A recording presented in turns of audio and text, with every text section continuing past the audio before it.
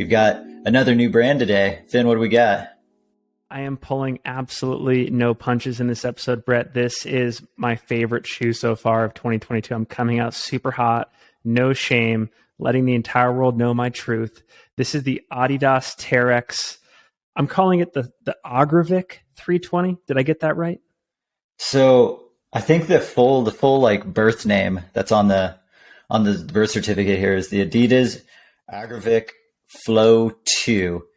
And the 320 is just for how many grams the shoe weighs, because they're now 3 trail shoes in their lineup and they've all got different numbers on them.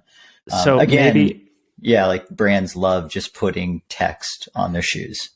maybe my only knock on this shoe, because almost everything is going to be positive, is they don't have an easy name to say. Like, it needs to be one word. It needs to be the Speed. It needs to be the Adidas equivalent of the Speed Goat, in my opinion. But other than that, the shoe's amazing. So go ahead. Sorry. Yeah.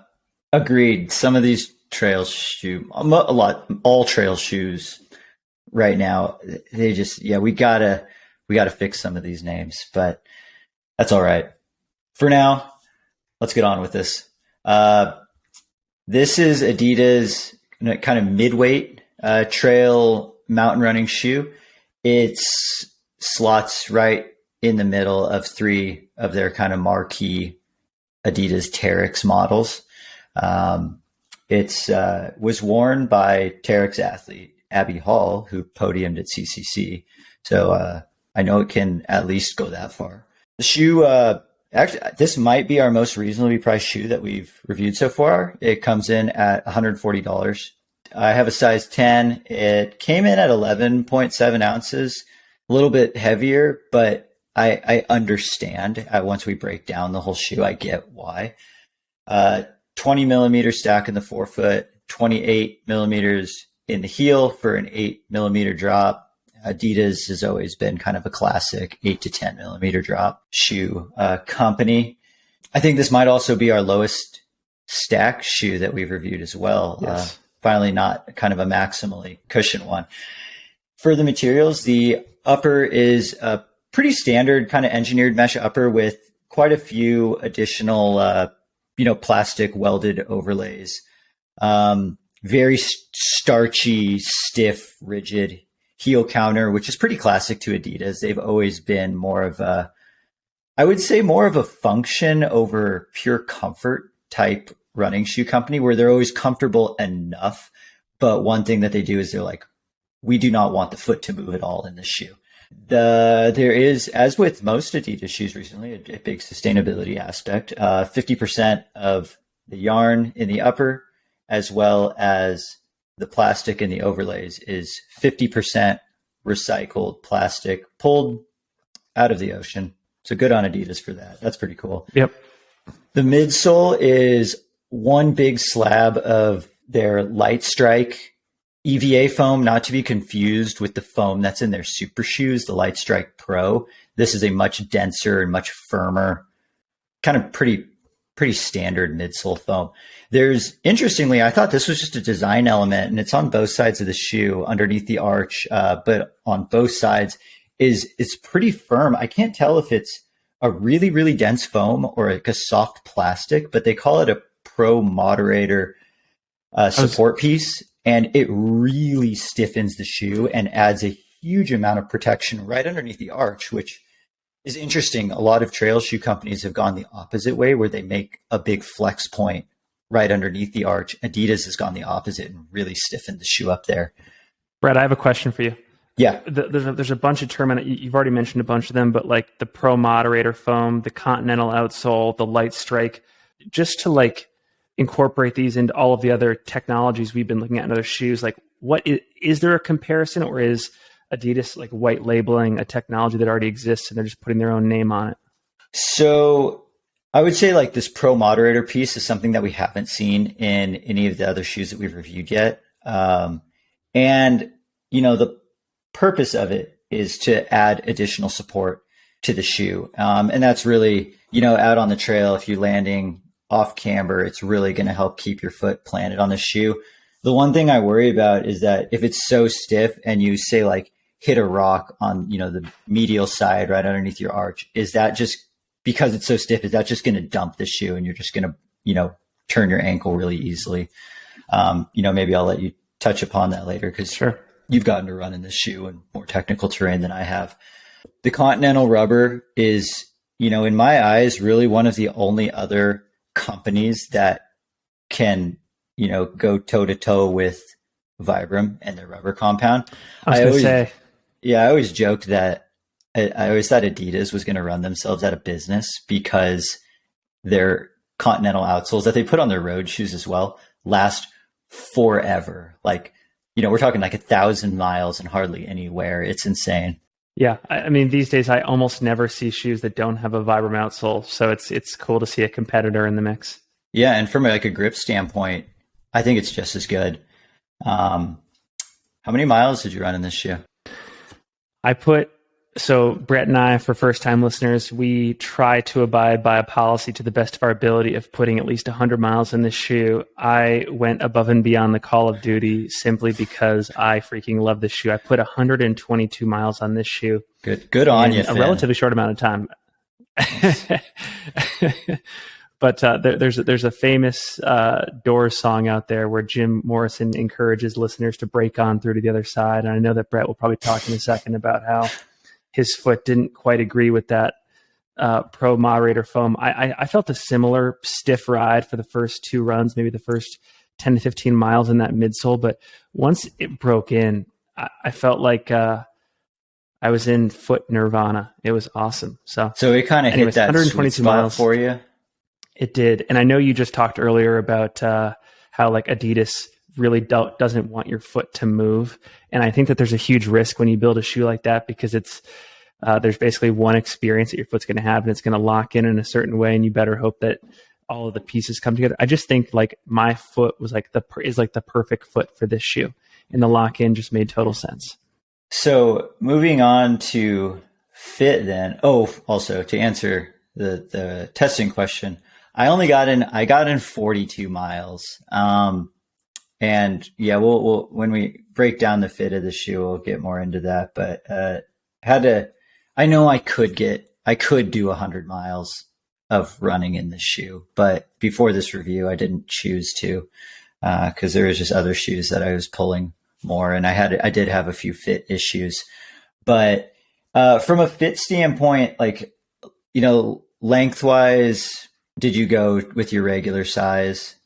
Yeah, it was true to size. Like I know just before this review, we were talking about the Ultra Mount Blanc and I had to get a size down and I was encouraged to go a size down, but this shoe was true to size for me. Was it the same for you? Yeah, I did my classic size 10, and the one thing that Adidas is really consistent with is their sizing, at least with all the Adidas shoes that I've run in the past, which probably upwards of a dozen now. I've gone for a 10 and they've all been a 10 that is like just maybe a millimeter or two longer than a true size 10. And that probably comes down to the Adidas fit of being a little bit pointy, which has always been a bit of like a turnoff or a concern to some people with, narrow, like very tight fit, like it seems very German, kind of a little bit pointy in the toe box, but the actual base and the width of the shoes, I wouldn't say actually narrow, like a Salomon S-Lab shoe is going to squeeze the sides of your foot significantly more than this shoe. So even though looks pointy, it's actually does have a fair amount of room. Yeah.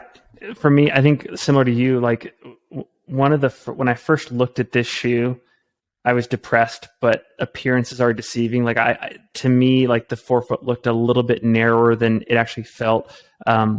You mentioned the plastic overlays earlier up near the lacing. I was concerned that because these were so like essentially they're kind of sharp in a sense, and they're just very stiff. They're very stiff, and I was concerned that those were going to cut into the top of the forefoot and chafe. But one of my big takeaways is like appearances with the shoe are totally deceiving, and like comfort in the forefoot, confidence on the downhills. Like the only other shoe that I felt totally confident in on like steep technical downhill is the Hoka Mafati that we reviewed earlier this year. And then I also love the tall heel cup on this shoe. Like we were just reviewing the Ultra Mount Blanc. That to me, at least on my foot, had like a much lower heel cup. This comes really far up the Achilles for that locked in feel that I loved. So those were a few of the things I wanted to say. And I guess that's a great transition point to my experience with the heel cup. It was too high for me. Every element of the ankle collar and the heel cup were all too high. So like even immediately putting the shoe on for the very first time, just the way that it went up, it's probably almost a centimeter higher than some of the other shoes that we've talked about, which is going to be a huge pro or a huge con to the listeners. And a big concern with a lot of the shoes recently is like the heel. It seems like the average heel counter has gotten lower and lower, and the ankles are getting lower. And so many people are, if you put in, if you have an orthotic, you put an insole in, like your heel then starts to slip. That will not be an issue in this shoe. Like this is probably it's probably like a half or a full centimeter higher than the top of, like the Ultra Mont Blanc or even like the Brooks Caldera that we did. But, one of the biggest issues that I had was after about 90 minutes of running, assuming that it's on trail and, slightly off camber terrain, the additional stiffness and the height around the bottoms of the ankle bones just started to make the bottoms of my ankles so sore. And I did kind of force a 2-hour run in them. And then like the next day I had to wear a shoe with just the floppiest, almost like invisible heel counter because it actually just hurt. Like the sides of my ankles were bruised, which is, I guess, a testament to how much like they want that to lock that foot in. If I was doing like a short sky race where I was like, yeah, my ankles will be a little sore tomorrow, that's fine. But I want to be, secure and have good rock protection and good grip and feel agile. Like this would be a serious contender for that. But for, long training days, for the height of the pieces around the ankle, I just couldn't quite do it. So that's why I only got, 40 miles of running in this shoe before calling it good. Cause most of my runs lately have been on the longer side. And for listeners and people like me that fit the shoe better, where do you see the use cases for this shoe in your opinion, from like a racing and a training standpoint? So this shoe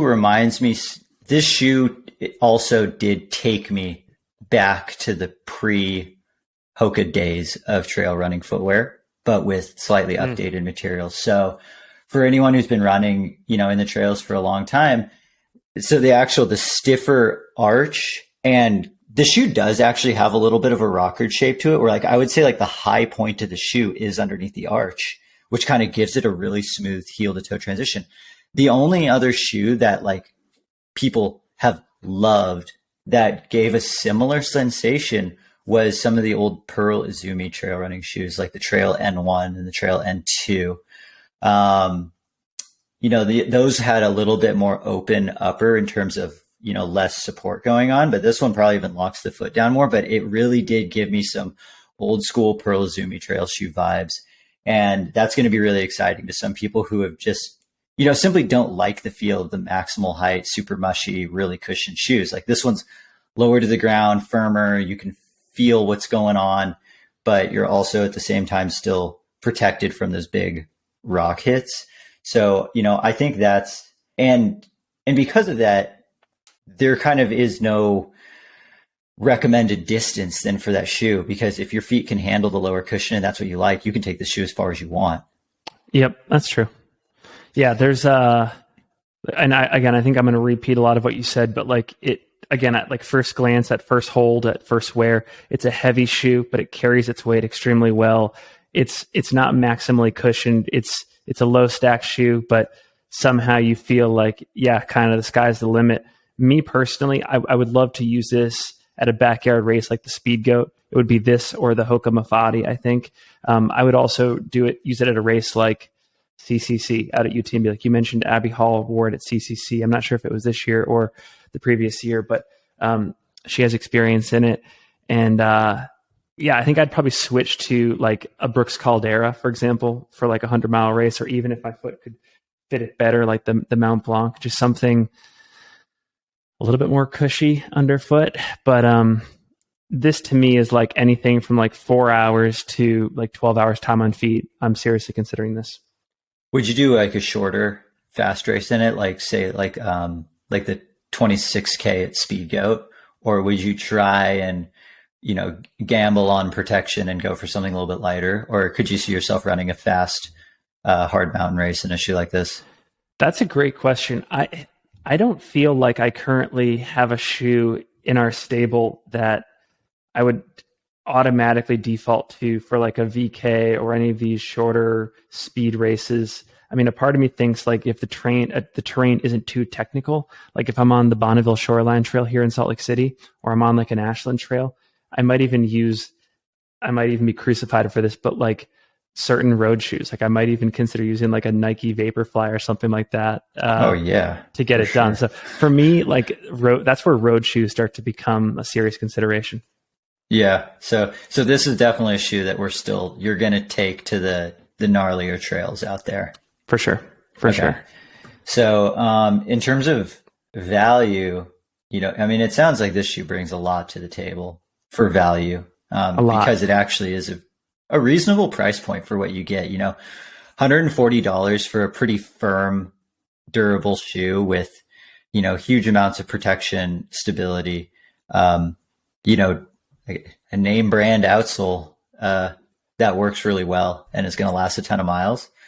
Does that check all the value boxes for this shoe? 100%. What else we got for this one? I guess I'm excited to see what Adidas has in the future, because I do feel like they are starting to invest a lot more into the trail side of the world, which is really exciting to see. Like personally, I still think their road shoes and their road racing shoes are still miles ahead of their trail shoes, but I know that if they decide to, they're gonna create some great shoes in the coming years. The one thing I want to close on, at least from my perspective, is I know almost nobody in the Salt Lake City community that runs an Adidas, not for lack of want, but simply because this brand is almost impossible to find in our local retail stores. Like I think about Wasatch Running, REI, Salt Lake Running. You almost exclusively have to go online to purchase this shoe and to use it. And that's a big blocker for a lot of people that want to go into a store. They want to get at least an initial feel of the shoe and don't want to make that commitment of ordering, testing, and figuring out after that. So that's maybe the only other bummer I can think about is Adidas or brick and mortar retail stores, I don't know who's at fault here, has made it exceedingly difficult for this shoe to get out to the general public. It's Adidas. I wish Adidas hadn't made such a big move to go direct to consumer, which, I mean, I understand from a financial standpoint why going direct to consumer makes sense. But for those who want to get the shoes on their feet, I think Adidas should be, treating Terrex as its own smaller brand. And for trail, the model that I've seen for companies to find success is you got to go that grassroots style marketing, be at events, get in your little local specialty shops, go to group runs. So that's a little call out to Adidas there. I want to see them more in the local communities. But for now, if you do want to try this shoe, I think buying it directly from Adidas is the best way to go. Surely they have a good return policy if it doesn't work for you. So there's that at least. Awesome. Well, that's a wrap, Brett. Thank you. And looking forward to the next shoe review. All right. See you later.